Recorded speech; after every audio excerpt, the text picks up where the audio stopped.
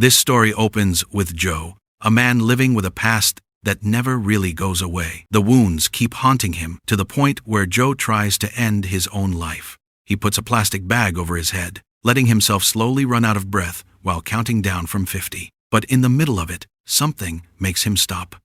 Joe changes his mind, as if there's still a reason for him to keep going. After that, Joe returns to the reality he's very familiar with: work. Joe is in a motel room where he has just finished his job killing someone. Without wasting time, Joe immediately cleans the entire room very carefully. Every corner is checked. Every item that could be evidence is removed. Everything is done neatly and without mistakes, as if it's already second nature to him. Joe gathers his dirty items and throws them away in the trash outside. When he feels everything is safe, Joe casually walks away from the scene. But it turns out someone saw him. The man tries to attack Joe, maybe out of suspicion or panic, but Joe isn't easy to take down. Quickly, he handles the situation and kills the man without leaving any meaningful trace. His face even stays clean without a single stain. That night, Joe heads to the airport. Once there, Joe uses a public phone to call someone. Joe only says one important thing: the job is done. After that, Joe hangs up, boards a plane, and returns to his city. When he gets home, Joe briefly notices a neighbor girl staring at him. Joe returns the stare with no expression until the girl finally leaves. After that, Joe goes inside and finds his mother asleep in a chair. Joe tries to wake her up and tells her to sleep in bed. His mother then says she just watched a very scary TV show. But even after the lights are turned off, she's still afraid and asks Joe to stay with her for a while. Joe sits there until his mother is completely asleep. After that, Joe takes a shower, then spends time reading a book until morning comes without him realizing it. The calm doesn't last long. His mother starts screaming again, and when Joe comes over, he finds the bathroom flooded because the faucet was left running. Without much comment, Joe immediately cleans everything up. After finishing the house chores, Joe goes to the supermarket. There, Joe meets Angel, a middleman who often brings him jobs. Angel hands him an envelope and says there's a new client who wants to meet Joe. Joe doesn't respond to the job right away. Instead, Joe takes some of the money from the envelope and gives it back, then brings up something that's been bothering him. Joe feels that Angel's kid has been watching him, both when Joe leaves and enters his house. Angel explains that his kid is still young and promises to warn him. Hearing that, Joe doesn't continue the conversation and just leaves. Back at home, Joe goes through his routine with his mother. Joe washes the dishes, cleans the fridge, then sits with her. They even sing together, creating a simple but warm moment in the middle of Joe's dark life. His mother then mentions Janice, a woman who was once close to Joe 20 years ago. She says Janice would have been a good mother if Joe had married her, but Joe shows no interest. His mind is still filled with memories of the past, especially his dark experiences in Afghanistan and during his time working with the FBI. All of that makes it hard for Joe to feel at peace. It's like he's stuck between two worlds, spending his time at home but still haunted by his own thoughts. In the middle of that, John contacts him and asks to meet. John is the one who arranges Joe's jobs. In the meeting, Joe expresses his concerns. Joe says someone has sent flowers to his house, which means his address is known by someone else. And according to him, only Angel knows that address. Joe even suggests that Angel should be removed from the job for leaking information. John listens and says he'll consider it. After that, Joe asks the real reason he was called in. John then explains that there's a very important new job. Senator Votto's daughter has been kidnapped, and Joe is asked to handle it. In return, Joe will be paid $50,000. It's a big amount, but the risk is also not small, since the kidnappers are likely still holding the girl. As a first step, the senator wants to meet Joe directly before the job begins. After hearing all that, Joe finally agrees and immediately goes to meet the senator. The senator explains in a serious tone that his daughter's name is Nina. He realizes that his position as a government official makes it impossible for him to act directly. If the kidnappers find out who he really is, his daughter's life could be at risk. That's why he needs someone like Joe, who can work quietly without drawing attention. In return, a large amount of money has been prepared. After that, the senator shows a photo of Nina and gives the exact address where the underage girls are being held. The information is clear enough. Joe doesn't ask many questions. He immediately accepts the job and starts preparing. First, Joe rents a car. Then, he begins gathering the equipment he needs while observing the target location. He watches the house from a distance, trying to understand the movement patterns of the people there and looking for a way in. Along the way, Joe runs into a few girls who ask him to take their picture. While doing it, memories of his past suddenly come back. The memories of violence and trauma he experienced make his emotions rise. Joe becomes restless and struggles to control himself. To calm down, Joe goes to buy some medication. But because the pharmacy service is slow, his emotions explode. As soon as he gets the medication, Joe beats the man there and warns him not to make the same mistake again. After that, Joe buys a few other things and goes to a steam bath place. There, Joe tries to calm his mind, forcing himself to focus again on the mission. Slowly, his emotions start to stabilize. Joe even sings a song he used to sing with his mother, like an old way to calm himself. After feeling calm enough, Joe heads to the house where Nina is being held. From the outside, he can see that getting in through the front door won't be easy. The security there is pretty tight, but Joe notices a man going in and out several times. He starts watching him carefully. When the right moment comes, Joe approaches the man, knocks him down, and drags him into the car. Inside the car, Joe interrogates him. With pressure and threats, the man finally talks. He explains that there's a special code to open the door, and without it, no one can get in. After getting the information he needs, Joe knocks the man unconscious and leaves him locked inside the car. Joe takes a hammer, approaches the door, and enters the code. The door opens. Once inside, Joe moves without hesitation. He takes down anyone inside, one by one. There's no room for mistakes. Joe goes through every room until he finally finds Nina. Without saying much, Joe picks her up and carries her out.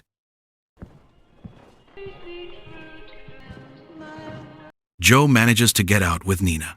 He puts her in the car and immediately leaves the place. On the way, Joe's attitude changes. He speaks gently, asks about Nina's condition, and makes sure she's okay. That treatment makes Nina start to trust that Joe isn't a threat. She even hugs him, looking for a sense of safety. Joe calms her down, telling her she doesn't need to be afraid. He explains that her father sent him, and he will bring her back safely. They then go to a hotel. There, they clean themselves up and try to rest while watching TV. But the atmosphere changes when the news comes on. Nina's father is reported to have jumped from a building and died. The news immediately makes Joe uneasy. This situation clearly isn't part of the plan. Joe tries to stay calm for Nina, reassuring her that everything will be fine, even though he himself starts to feel that something is wrong. Not long after, there's a knock on the door. Joe opens it and sees the hotel manager. But before any conversation can happen, two police officers appear and immediately shoot him. Blood splatters everywhere, even hitting Joe. The situation turns chaotic in seconds. One of the officers roughly drags Nina, while the other points a gun at Joe. Nina screams for Joe, begging to be saved, but she's still taken away. Joe immediately realizes this isn't a normal arrest. They didn't come to detain, they came to kill. Without hesitation, Joe attacks. He fights the officer in front of him and manages to kill him after a brutal struggle. But in the process, Joe gets shot and is badly injured. Even though he's wounded, Joe doesn't go to the hospital. He knows it's too risky. Instead, he treats his wounds himself, cleaning them and holding on as best as he can. After stabilizing a bit, Joe tries to contact John, but there's no answer. This only makes his suspicion stronger. Joe immediately heads to John's house. There, he finds that John has already been killed. He searches the entire house, finds hidden weapons, and takes them. Not stopping there, Joe goes to John's office to make sure and sure enough, Joe finds John's body lying there. From the condition, it's clear John was tortured before being killed. This strengthens Joe's suspicion that everything is already out of control. Joe immediately thinks of Angel, who is most likely in danger too. Joe tries to contact him, but on the other side, 2 hitmen have already arrived. They point guns at Angel and his child, then kill them both without hesitation. Joe feels even more pressured. He knows now that he's also a target. Joe quickly returns home. Staying alert, he doesn't go through the front door. Instead, he takes the back route and enters quietly. Slowly, Joe goes upstairs. There, he sees his mother lying on the bed, but as he gets closer, the harsh reality hits him. His mother is already dead. Joe stands there, looking at her body, and for the first time, all the weight he's been holding collapses. Joe loses the only person he had left in his life. As Joe tries to pull himself together, he hears voices from downstairs. 2 men are inside his house. Joe knows who they are. They're the same men who killed his mother, and now they're waiting for him. Joe slowly walks down from upstairs, his steps quiet but cautious. There's already a gun in his hand, ready to be used. At a moment like this, flashes of his past come back, disturbing his focus. But this time, Joe manages to hold it in. He doesn't let his mind lose control. Once he's close enough, Joe immediately fires. The 2 men drop instantly. One of them dies on the spot, while the other is still alive, groaning in pain with severe injuries. Joe approaches without hesitation. He hits the man, then starts interrogating him. In a cold tone, Joe even gives him painkillers, so he stays conscious and can answer his questions. Joe asks directly why they did all this and who is behind it. On the verge of death, the man finally talks. He admits they work for Governor Williams, a man with twisted tastes, obsessed with young girls. Nina is even mentioned as his favorite. All of this was planned from the beginning. Joe listens without much reaction, but now everything makes sense. Joe then asks about the senator, whether they killed him.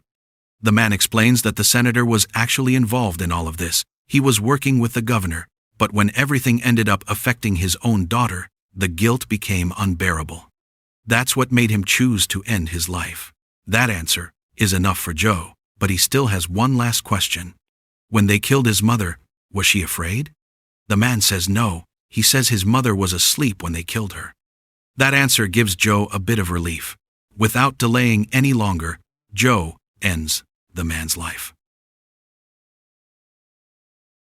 After that, Joe goes back upstairs. He approaches his mother's body carefully. He cleans her up, tidies everything, then gently lifts her body and carries it to the car. Joe drives far enough until he finds a quiet, calm river. There, he fills his pockets with heavy stones. He lifts his mother's body, walks into the water, and slowly goes deeper. Seeing that, it's clear Joe is exhausted, as if he wants to end everything right there, together with his mother. But as his body starts to sink, Joe sees something. In his mind, he seems to see Nina in the water. That immediately pulls him back to reality. Joe realizes Nina is still alive and still in danger. He's not done yet. Quickly, Joe throws the stones out of his pockets, swims back to the surface, and gets out of the water. His decision changes. He has to finish what he started. Joe then gets on a bus.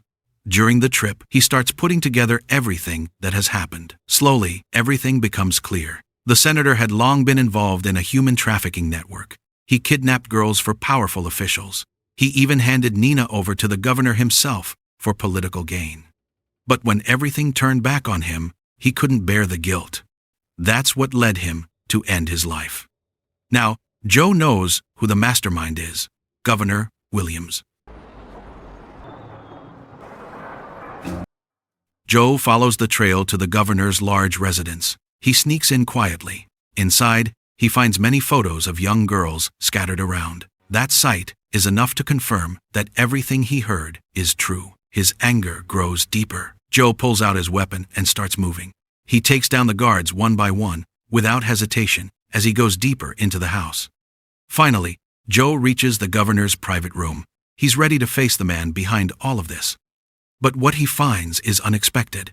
The governor is already lying on the floor, lifeless, with his throat cleanly slit. Seeing that, Joe is immediately hit with panic. It feels like everything is already too late. He thinks he failed to complete the mission and keeps blaming himself. feeling like he wasn't strong enough to stop all of this earlier. But after a moment, Joe tries to calm himself down. He takes a breath, then starts checking the entire house more carefully. As he enters the dining room, Joe finds Nina sitting quietly at the table. The atmosphere is silent, almost no reaction from her. Beside her, there's a knife, still covered in blood. Joe only needs a quick look to understand what happened. Nina killed the governor herself. Joe slowly approaches, trying not to make her feel threatened. In his mind, she's still just a young girl who just did something heavy. Joe wants to calm her down. But Nina's reaction is different from what Joe expected. When she sees Joe looking worried, she looks at him calmly and says, "Everything is fine." There's no panic, no fear on her face. Joe doesn't ask much. He just asks Nina to leave the house with him. They walk away from that place full of violence without looking back. Sometime later, they stop at a quiet diner. The atmosphere is simple, far from everything they just went through. There, Nina looks at Joe and honestly asks what they're going to do now and where they're going to go. Joe answers softly. He says, they can go anywhere Nina wants and do whatever she wants. There's no fixed plan, just the freedom to choose a direction. Nina then excuses herself to the restroom, leaving Joe alone at the table. That's when Joe's mind starts filling again, with voices he can't avoid. All the trauma, all the violence he's been through, comes back and presses on him. Joe feels like he's drowning in his own thoughts. In that state, Joe imagines something dark. He sees himself pulling out a gun and shooting himself in the head right there. But right as that vision happens, Nina comes back from the restroom. She approaches Joe and wakes him up. Joe snaps out of it. It turns out it was all in his head, a hallucination, a reflection of his still fragile mental state. Nina then looks at Joe and says they should leave because the day actually feels nice. Joe doesn't argue. He gets up from his seat and walks out with Nina. They step into the sunlight, leaving behind all the dark shadows that have been haunting Joe. And that's where the story ends.